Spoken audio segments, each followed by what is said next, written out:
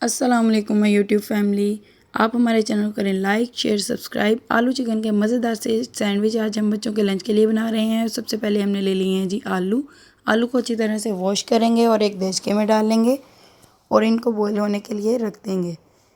ساتھ ہی ساتھ میں نے چکن لے لیا ہے جی، اس کو بھی میں نے اچھی طرح سے واش کر کے پانی میں ڈال لیا ہے اور ہم چکن اور آلو کو بوائل ہونے کے لیے رکھیں گے۔ آلو میں نے رکھ لیے ہیں، ساتھ ہی ساتھ ہم چکن بھی رکھ لیں گے بوائل ہونے کے لیے، تاکہ دونوں چیزیں اکٹھی ہی پک جائیں اور ہمارا ٹائم بھی بچ جائے۔ اور ساتھ ہی ساتھ اب میں کچن کے برتن واش کر لوں گی جتنے دیر میں میرے یہ بوائل ہوں گے۔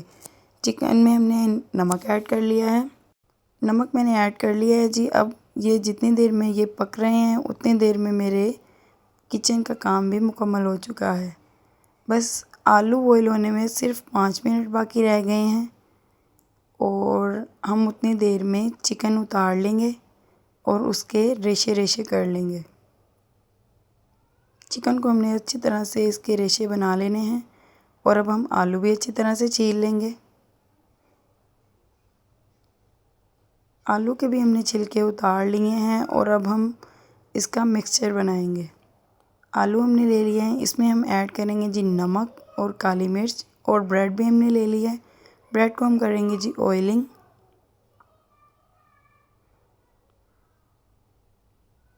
بریڈ کو اچھی طرح سے صرف ایک سائڈ پہ آئلنگ کرنی ہے ہم نے، اور ایسے ہی میں نے ساری بریڈ کو آئلنگ کر لی ہے۔ اب ہم چکن میں ایڈ کریں گے نمک اور آلو میں ایڈ کریں گے جی چکن، اور یہ ہمارا مکسچر ریڈی ہو چکا ہے۔ اور ساتھ ہی ساتھ ہم لے لیں گے جی کارن فلور۔ کارن فلور کو ہم ایک باؤل میں ڈالیں گے اور ساتھ ہی ساتھ ہم اس میں ایڈ کریں گے جی نمک اور کالی مرچ، اور تھوڑا سا پانی ایڈ کریں گے۔ پانی ایڈ کرنے کے بعد ہم اس کو اچھا سا اس کا مکسچر بنا لیں گے۔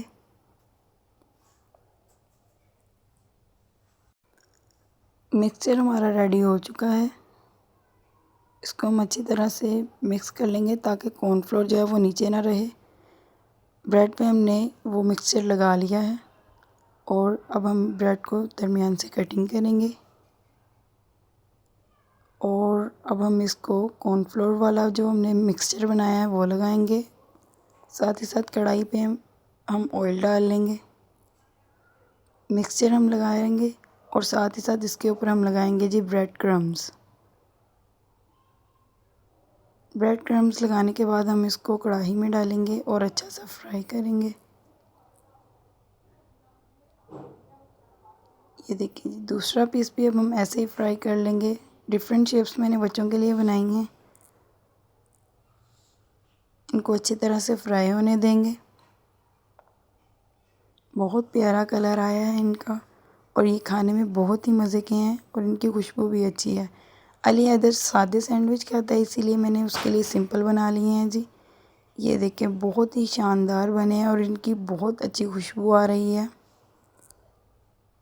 یہاں جی میرے سمپل والے سینڈوچ بھی ریڈی ہو چکے ہیں، کیونکہ علی حیدر سمپل کھاتا ہے۔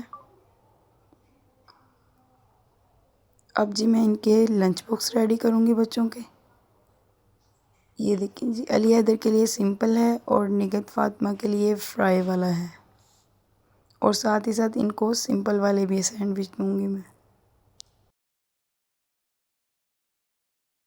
چلیں جی گائز، بچے اب آ چکے ہیں اسکول سے، اب وہ کہہ رہے ہیں ہم نے آلو چکن والی ہی روٹی کھانی ہے۔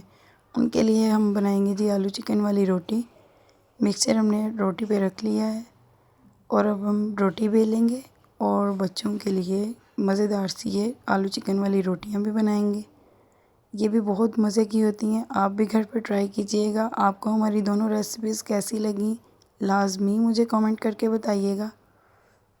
یہ دیکھیں جی بہت اچھی ہے، اور میں سمپل روٹی کھاؤں گی سالن کے ساتھ۔ اللہ حافظ۔